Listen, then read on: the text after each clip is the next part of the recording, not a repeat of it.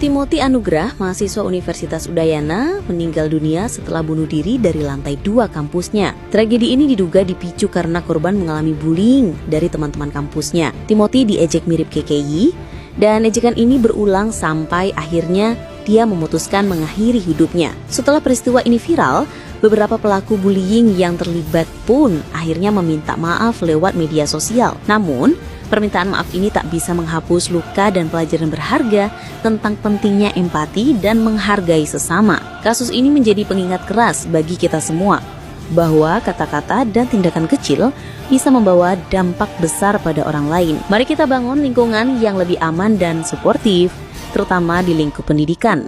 Di dalam Islam, para hadirin dan hadirat yang dimuliakan oleh Allah, itu sangat memerangi yang namanya bully. Islam melarang keras bentuk bulian ini. Dalam sebuah ayat Allah mengatakan, "Wailul likulli hummazatil lumazah." Celakalah bagi orang-orang yang suka mengumpat, yang suka mencela.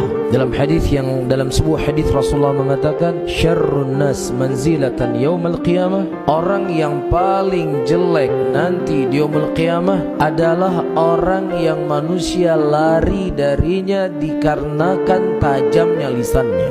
Saya tidak berani duduk sama dia, saya nggak berani berjalan sama dia, saya takut safar sama dia karena saya akan dibully, karena mulutnya, lisannya nggak pernah terjaga dari bulian. Dan penyakit ini, para hadirin yang dimuliakan oleh Allah, itu lebih parah dari orang yang kecanduan rokok. Orang kalau sudah candu dengan rokok, selesai makan dia harus merokok, atau hal-hal yang lainnya dia harus merokok. Maka penyakit ini candunya itu lebih candu daripada rokok. Dia tidak akan tenang, dia tidak akan nyaman sampai ada korban yang dia bully dengan bentuk apapun. Jadi dosa besar, ini bukan dosa kecil.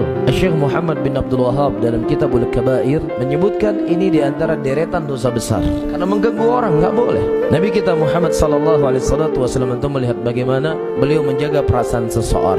Ada seorang laki-laki di zaman Nabi SAW, mu'tazilan.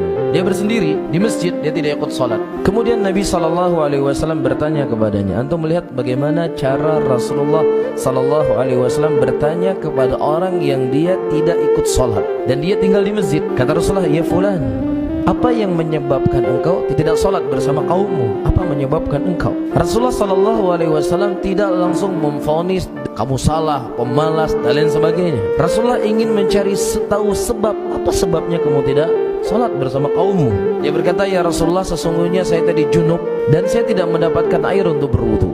Kemudian Nabi SAW mengajarkan kepadanya apa? Bertayamum. Fa innahu yakfika hakadha. Rasul ajarkan dia untuk bertayamum. Tapi Rasulullah tidak langsung